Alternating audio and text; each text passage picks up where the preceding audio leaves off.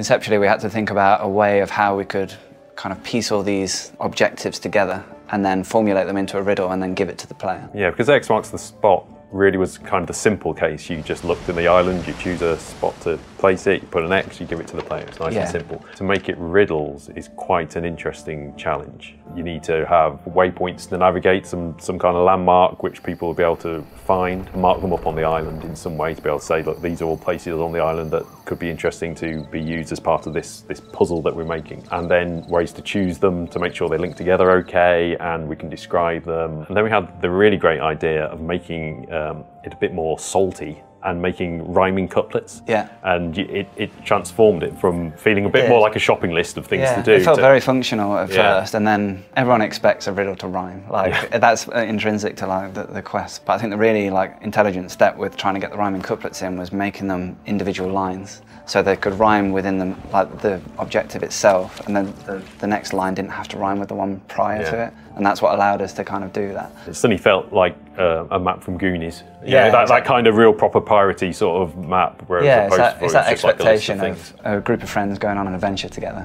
It really kind of brought that home for me. We didn't want all of the steps to be immediately available to the crew because they could just skip straight to the end. Yeah, they'd just go straight to the end. And then forgo all the challenge and just dig up the chest. So we looked at ways in which we could kind of conceal every step that wasn't unlocked for the players. But also give people an idea of how far through they are. When we first started out, we had like a CIA black redacted black bars over everything. It was literally just like a black felt tip pen gone over the steps. But then we passed it to kind of the technical art team, and they took a pass at it and came back with this awesome bleeding ink kind of effect. Like swirl and reappearing. What that results in is you have the kind of current step that you're on completely legible, and then everything else is kind of blurred. And then when the players do the correct thing, we then unveil the kind of next step, and the ink kind of bleeds onto the page and reveals this, the next step for the players. And pacing is quite an interesting thing in itself. We had to put a whole mechanic in for allowing you to help the player to take paces. Yeah, and when we were first prototyping that, we just had the player kind of full stick in a direction and then listen for the audio alone. Now the player kind of holds the right trigger to like raise the compass up, and then they enter like a pacing mode. We slow the player's movement down so that it feels like they're pacing. We added a rumble in as well so that you can kind of feel on the very controller distinct steps of 1, 2, and you can count, you can see the bob, you can feel the crunch of the sand under your feet with every single step, and it just made it so much easier to be able to say this is 10 exact paces, and it tightened the whole mechanic up. What's really cool about the Riddle system at the moment is that it's actually out there, players are playing it, and we're already getting fantastic feedback. Yeah, it was really well received at E3 as well. Yeah, and that was only kind of like a small component of the riddles, whereas now we're starting to build up all the kind of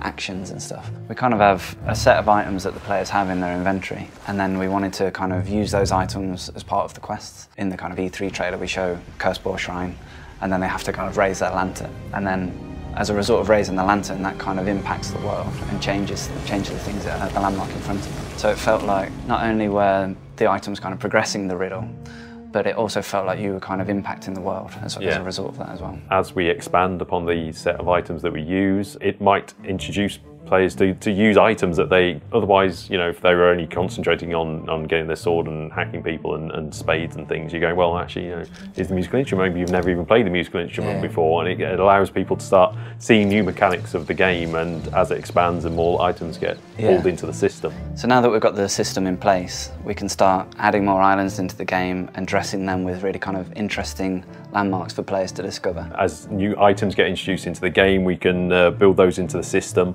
and depending on what the items get introduced, we can have more reactions from the landmarks and just anything we can come up with, really. Yeah, so we can keep adding more and more variety, and that's just going to make the riddle quest even better for players.